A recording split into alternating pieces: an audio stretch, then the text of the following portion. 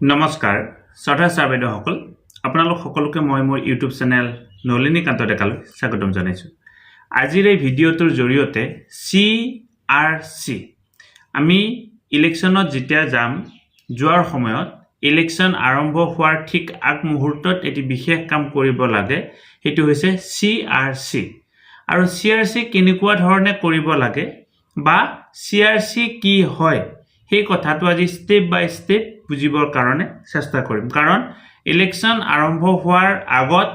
প্ৰত্যেকটো ভোটগ্ৰহণ কেন্দ্ৰতে CRC কৰাটো বাধ্যতামূলক আৰু CRC কৰি আমি এখন এই কথাটো তাত উপস্থিত থকা পুলিং এজেণ্টসকলক আমি সেই কথাখিনি দেখুৱাব লাগিব। এতিয়া প্ৰথমতে আমি জানিবৰ কাৰণে চেষ্টা কৰিম CRC কি হয়। CRC মানে হৈছে আমাৰ যিটো কন্ট্ৰোল ইউনিট, আমাৰ সমস্ত তথ্য কি থাকে কন্ট্ৰোল ইউনিটত জমা হৈ থাকে। আমাৰ ইভিএমত তিনিটা যন্ত্ৰ ব্যৱহাৰ হয়, এটা হৈছে কন্ট্ৰোল ইউনিট, এটা হৈছে বেলট ইউনিট আৰু আনটো হৈছে ভিভিপেট। আৰু ইয়াৰ সমস্ত তথ্য অৰ্থাৎ কিমানজন ব্যক্তিক ভোট দিয়া হ'ল বা ভোটৰ সমস্ত তথ্য ক'ত জমা হৈ থাকে কন্ট্ৰোল ইউনিটত জমা হৈ থাকে। আৰু এই যে কন্ট্ৰোল ইউনিটত ভোটৰ তথ্যসমূহ জমা হৈ থাকে সেইটো যাতে শুদ্ধভাৱে জমা হৈছে আৰু আমাৰ ভোটগ্ৰহণ আৰম্ভ হোৱাৰ দিনা যাতে প্ৰথম ভোট দিয়া ব্যক্তিজনৰ পৰা একেবাৰে শেষলৈকে ভোট দিয়া ব্যক্তিজনৰ তথ্যহে যাতে তাত সন্নিৱিষ্ট হৈছে, আগৰ কোনো ব্যক্তিৰ যাতে ভোট তাতে আগতীয়াকৈ তাত সংৰক্ষণ হৈ থকা নাই, সেই কথাটো প্ৰমাণিত কৰাৰ এটা ব্যৱস্থা হৈছে CRC। অৰ্থাৎ ভোটগ্ৰহণটো এটা যিটো কনফিডেন্সিয়েল বস্তু, এইটো যিহেতু গণতন্ত্ৰৰ এক উৎসৱ আৰু ইয়াৰ জৰিয়তে যিহেতু প্ৰতিনিধি বাছনি কৰা হ'ব, গতিকে আমি যিটো ভোটগ্ৰহণ কেন্দ্ৰলৈকে যাম সেই ভোটগ্ৰহণ কেন্দ্ৰটোৰ যিটো মানে কন্ট্ৰোল ইউনিটত আমাৰ তথ্যসমূহ সংৰক্ষণ হ'ব, সেই কন্ট্ৰোল ইউনিটটোত যাতে কোনো ধৰণৰ আগৰ ভোট সংৰক্ষণ কৰি হৈ থকা নাই সেইটো প্ৰতিবন্ধ কৰাৰ এটা ব্যৱস্থা হৈছে CRC।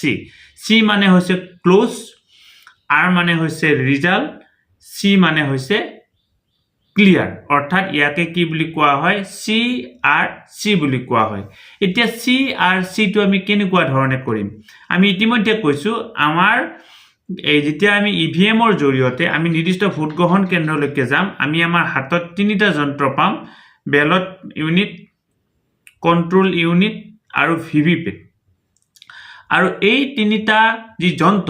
তিনিটা যন্ত্ৰৰ CRC কৰিবৰ কাৰণে আমাৰ প্ৰয়োজন হ'ব আমাৰ কন্ট্ৰোল ইউনিটটো। কন্ট্ৰোল ইউনিটটোতহে আমি CRCটো কৰিব পাৰিম। বেলট ইউনিট বা ভিভিপেটত আমি CRC কৰিব নোৱাৰোঁ। আহকচোন আমি প্ৰেক্টিকেলি এই কথাখিনি জানিবৰ কাৰণে চেষ্টা কৰোঁ। শ্ৰদ্ধা ছাৰ-বাইদেউসকল, এইটো হৈছে এটা কন্ট্ৰোল ইউনিট আৰু এই যিটো কন্ট্ৰোল ইউনিটৰ CRC কৰিবৰ বাবে আমাক এই যে হালধীয়া বটনটো দেখা পাইছে এই পাৰ্টটোৰ প্ৰয়োজন হ'ব। অৰ্থাৎ একেবাৰে তলৰ যিটো পাৰ্ট,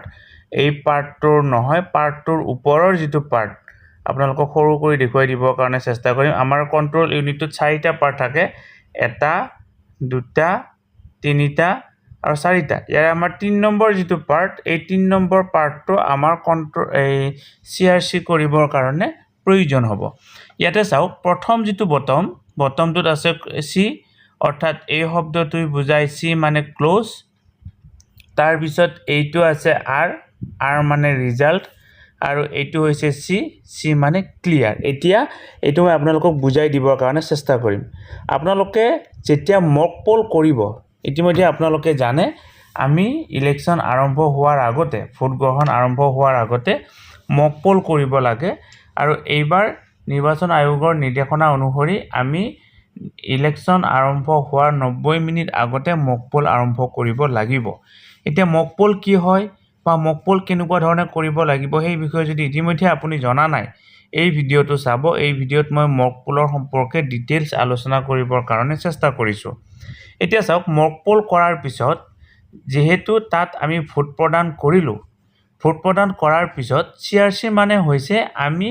কিমানজন মানুহক ভোট প্ৰদান কৰিছোঁ সেইটো চোৱা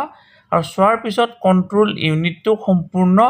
ডিলিট কৰি মানে সম্পূৰ্ণ ক্লিয়াৰ কৰা অৰ্থাৎ কণ্ট্ৰল ইউনিটত থকা যিমানকেইটা ভোট আছে ভোটবিলাক সম্পূৰ্ণ ক্লিয়াৰ কৰি দিয়া গতিকে আপোনালোকৰ যেতিয়া মক পোল কমপ্লিট হ'ব এই 50 জন মানুহক আপোনালোকে মক পোল কৰিব লাগে আপোনালোকে নিৰ্ধাৰিত 50 জনতকৈ বেছিকো কৰিব পাৰে মক পোল কমপ্লিট হোৱাৰ পিছত আপোনালোকে এই ক্লোজ বটমটোত ক্লিক কৰিব লাগিব CRC কৰিবৰ কাৰণে ক্লোজ বটমটোত ক্লিক কৰাৰ পিছত আপুনি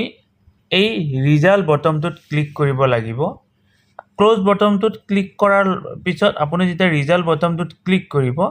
আপোনাৰ যিমান কেণ্ডিডেট আছিল আটাইকেইজন কেণ্ডিডেটৰ পৰিৱৰ্তে কিমানটাকে ভোট দিয়া হৈছে বা সেই কেণ্ডিডেট কেইজনে কিমানটাকে ভোট পাইছে সেইটো ওলোৱাৰ পিছত আপুনি সমস্ত তথ্যখিনি পুলিং এজেণ্টসকলক দেখুৱালে যে চাওক আমি ইমানজন মানুহক ভোট দিছিলোঁ ইমানটা মানুহক ভোট দিছিলোঁ আৰু ভোটবিলাক আপোনালোকে যেনেকুৱা ধৰণে লিখি ৰাখিছিলে তেনেকুৱা ধৰণে ইয়াতে এতিয়া ওলাইছে এতিয়া এইখিনি হোৱাৰ পিছত এতিয়া আমি এইখিনি সম্পূৰ্ণ ক্লিয়াৰ কৰি দিম ক্লিয়াৰ এই কাৰণে কৰিম যাতে কি হয় আমাৰ কোনো ধৰণৰ ভোট ইয়াত ৰৈ নাযায় যেহেতু আমি 7 বজাৰ পৰা কি কৰিম নতুনকৈ ভোট আৰম্ভ কৰিবৰ কাৰণে বা আমাৰ আনুষ্ঠানিক ভোট আৰম্ভ কৰিবৰ কাৰণে আমি আগবাঢ়িম গতিকে আপুনি ক্লিয়াৰ কৰক ক্লিয়াৰ মানে হৈছে ডিলিট অৰ্থাৎ আপোনাৰ কণ্ট্ৰল ইউনিটটোত থকা যিমানবিলাক ভোট আছিল সকলোবিলাক যিমানবিলাক ভোট বুলি নহয় যিমানবিলাক তথ্য আছিল সকলোবিলাক তথ্য কি কৰা হ'ব এতিয়া ডিলিট কৰা হ'ব গতিকে এনেকুৱা ধৰণে এই তথ্যখিনি ডিলিট কৰিব লাগিব বা ডিলিট কৰা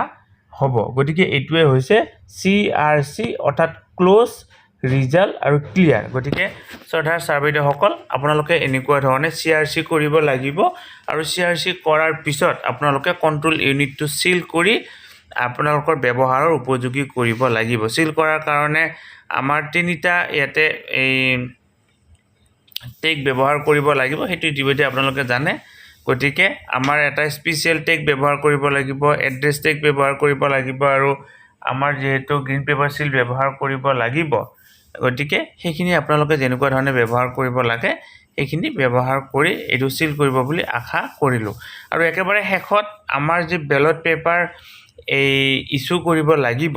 বেলট পেপাৰ ইস্যু কৰাৰ কাৰণে এইটো হৈছে সুইচ এই সুইচটো টিপি আপোনালোকে বেলট পেপাৰ ইস্যু কৰিব পাৰিব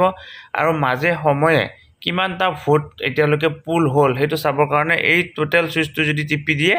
তেতিয়াহ'লে এতিয়ালৈকে কিমানটা ভোট হ'ল সেইটো আপোনালোকে চাব পাৰিব গতিকে ভিডিঅ'টোৰ জৰিয়তে এইখিনি কথা ক'লোঁ ইমান মনোযোগেৰে ভিডিঅ'টো চোৱাৰ বাবে আপোনালোকক বহুত বহুত ধন্যবাদ